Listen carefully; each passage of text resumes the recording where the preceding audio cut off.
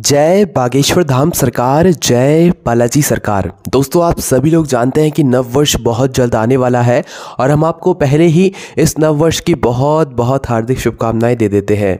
2023 आपके जीवन में बहुत ही खुशियां लाए और आपका घर परिवार जीवन सभी कुछ मंगलमय हो इस 2023 नववर्ष में। दोस्तों, ये जो नववर्ष है ये अंग्रेजी कैलेंडर के हिसाब से है, पर फिलहाल में तो अभी से सभी लोग मानते ही हैं। तो दोस्तों, इस नववर्ष में आपको पहले सोमवार के दिन मतलब कि 1 जनवरी 2023 को रविवार है और 2 जनवरी 2023 को सोमवार है, जो कि 2023 नववर्ष का पहला सोमवार है।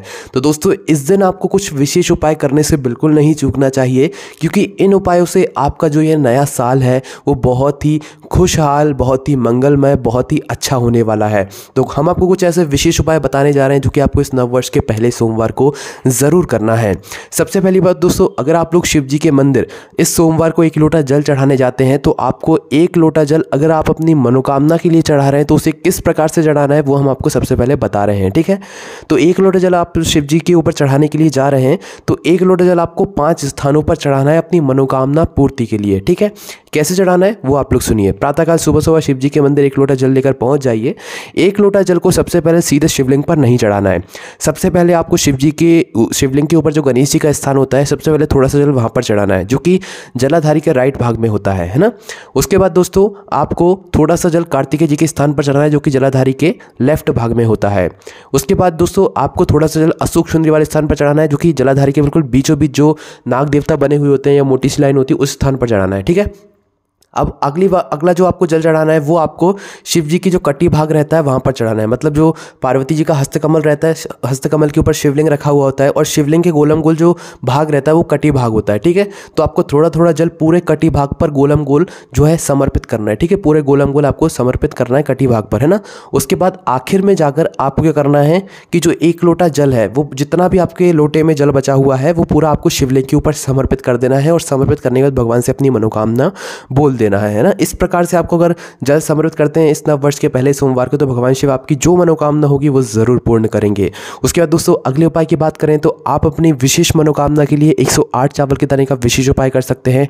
इसके लिए आप अपने घर से 108 चावल के दाने गिनकर ले जाएं। अपने घर से जो भी 1 लोटा जल, बेलपत्र, फूल वगैरह लेकर जा रहे हैं वो भी आप लोग लेकर जाएं, शिव जी की पूजन अर्चना करें। उसके बाद आप लोग अपने हाथ में 108 चावल के दाने एक साथ रख लें, गिनकर रख लें, पहले से घर से गिनकर ले जाएं।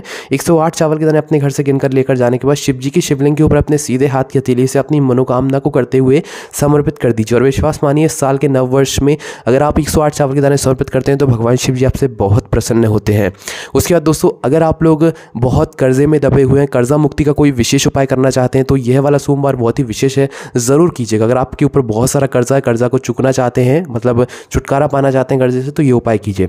आपको करना क्या है, शाम के समय मतलब नववर्ष के पहले सोमवार को शाम के समय आपको किसी भी बेलपत्र के वृक्ष के नीचे जाना है। क्या लेकर जाना है, थोड़ा सा गुड़ या थोड़ी सी शक्कर लेकर जाना है। कोई भी एक चीज़, गुड़ या शक्कर कोई भी एक चीज़ लेकर जाओ, है ना। साथ में एक कोलपाती का घी का दीपक तैयार करके ले जाओ, है ना। ये दोनों चीज़ें लेकर जाने के बाद किसी भी बेलपत्र के वृक्ष के नीचे जाओ।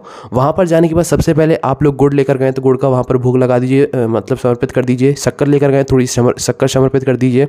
उसके बाद जो आप घी का दीपक तैयार कर लेकर गए हैं वह घी का दीपक वहाँ पर प्रज्वलित कर दीजिए। प्रज्वलित करने के बाद मतलब जलाने के बाद आपको भगवान शिव जी से प्रार्थना करना है कि भगवान शिव, हमारे ऊपर ये कर्जा है, इससे हमें छुटकारा दिला दीजिए और हम पर अपना आशीर्वाद दीजिए। और माता लक्ष्मी से भी आपको प्रार्थना करना है कि आपके ऊपर वह अपनी कृपा सदैव बनाए रहे ना। उपाय को पूरे मन और पूरे विश्वास से करना है ना। उसके बाद दोस्तों, अगर आप चाहते हैं कि धन प्राप्ति का कोई उपाय आप इस नववर्ष के पहले उपाय को करें और आपका ये जो नववर्ष है ये आपके घर में कभी भी धन की कमी ना आने दे, तो उसके लिए आपको क्या करना चाहिए, प्रातःकाल सुबह सुबह 1 लोटा जल जो आप लेकर जा रहे हैं उस 1 लोटे जल के अंदर आपको एक कमलगट्टा डाल लेना चाहिए। कमलगट्टा क्या होता है, जो गोल गोल होता है और मतलब गोल गोल ही होता है, ठीक है। वो एक कमलगट्टा लेकर आपको अपने जल के अंदर डालकर जो है शिव जी के मंदिर पहुंचकर इस जल को शिवलिंग के ऊपर समर्पित कर देना है। कमलगट्टा आपको ऐसे समर्पित करना है कि वो जल के साथ ही शिव जी के ऊपर समर्पित हो जाए, है ना। और उस कमलगट्टे को वापस लेकर नहीं आना है, शिव जी के ऊपर ही समर्पित कर आ जाना है, ठीक है। क्योंकि कमलगट्टा उतना महंगा नहीं आता है, आप आसानी से ले सकते हैं ना। तो इस उपाय को आप अपनी धन वृद्धि के लिए कर सकते हैं। उसके बाद दोस्तों, साल के मतलब पहले सोमवार को आप एक और विशेष उपाय कर सकते हैं जो कि आप अपनी रोग मुक्ति के लिए कर सकते हैं। वो उपाय कौन सा है? साल के पहले सोमवार 2023 के पहले सोमवार को आप अपने जल के कलश के अंदर थोड़ा सा दूध और 5 काली मिर्ची, मतलब थोड़ा सा कच्चा दूध, शुद्ध देसी गाय का कच्चा दूध और 5 काली मिर्ची डालकर कुंदकेश्वर महादेव के नाम से शिव जी पर चढ़ाकर आएँ। इससे आपके घर में कभी इस नववर्ष में रोग बीमारी नहीं आएगी। ऐसी आपको भगवान से प्रार्थना कर करानी है कि यह जो नववर्ष है इसमें इस घर पर मतलब इस नववर्ष में हमारे घर परिवार में कभी कोई रोग बीमारी प्रवेश ना करे, ठीक है। और इस उपाय को करने से अगर आपके ऊपर रोग बीमारी है तो वो नहीं आएगी, आने भी वाली होगी तो वो नहीं आएगी। घर परिवार की मनोकामना को करके आएंगे तो भाई वो बीमारी, कोई भी रोग बीमारी बड़ी से बड़ी छोटी से छोटी कभी भी आपके घर में प्रवेश नहीं करेगी, ठीक है। उसके बाद दोस्तों आपको इस साल के पहले सोमवार को मंदिर की चौखट पर, मतलब शिव जी के आप लोग पूजन कर लिया हो, आपने शिव जी की पूजन बिल्कुल अच्छे से कर ली हो, शिव जी पर जल चढ़ा दिया हो, तो शिव जी के मंदिर से लौटते समय शिव जी की चौखट पर रुकना है, 2 मिनट बैठना है, श्री शिवाय नमस्तुभ्यम या ओम नमः शिवाय, स्त्रियां कर रही हैं तो नमः शिवाय ओम का जाप करना है। और 2 मिनट जाप करने के बाद आपको शिव जी की चौखट पर माथा टेकना है, अपने हाथ को जो है शिव जी की चौखट पर स्पर्श कराकर अपने माथे से लगाना है। इससे भगवान शिव जी का आपको आशीर्वाद प्राप्त होता है, ठीक है दोस्तों। इसके बाद दोस्तों आप चाहें तो एक बेलपत्री से ही अपनी मनोकामना के लिए उपाय कर सकते हैं। क्या करना है? एक बेलपत्री, मात्र एक बेलपत्री लेना है, उस बेलपत्री के बीच वाली बड़ी पत्ती पर आपको जो है पीला चंदन लगाना है, ठीक है। पीला चंदन की टीके लगा दो, ओम लिख दो या स्वस्तिक बना दो। उसके बाद जो है बेलपत्री की तीनों पत्तियों का एक मध्यस्थ जोड़ होता है जहाँ पर तीनों पत्तियों की डंडी आकर मिल रही होती है।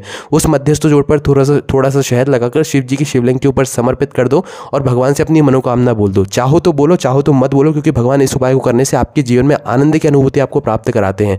इतना कुछ भगवान आपको प्रदान करते हैं कि आपने कभी सोचा भी नहीं होता है। इसके बाद दोस्तों जो अगला उपाय है वो भी आपको भगवान शिव जी का आशीर्वाद प्राप्त कराएगा। इस उपाय में आपको करना क्या है कि शिव जी के लिए एक घी का दीपक तैयार करना है। इस उपाय को आप शाम के समय करें तो बहुत अच्छा रहेगा।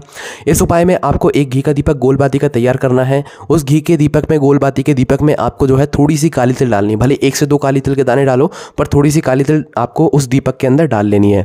डालने के बाद आपको शिव मंदिर पहुंचकर शिव जी के मंदिर में जाकर तुमरुका जी का नाम लेते हुए इस दीपक को जला देना है, प्रज्वलित कर देना है और भगवान शिव से आशीर्वाद प्राप्त करना है। इस उपाय को करने से भगवान शिव आप पर अपनी कृपा दृष्टि बरसाएंगे। उसके बाद दोस्तों अगर आप चाहें तो एक छोटा सा विशेष उपाय और कर सकते हैं, जो कि यह है कि अगर आप शिव जी के मंदिर पहुंचे और शिव जी के मंदिर में बहुत सारा निर्माल्य पड़ा हुआ हो, शिव जी के मंदिर में पानी फैल गया हो, तो आपको बिना शर्माए हुए एक पोंछे को लेकर पूरे शिव जी के मंदिर में जो है फेर देना है। शिव जी के मंदिर की साफ सफाई कर देना और निर्माल्य को जो है किसी स्थान पर जाकर डाल देना। इससे भगवान शिव आपको इतना कुछ देते हैं जितने की आपने कभी कल्पना भी नहीं की होती है।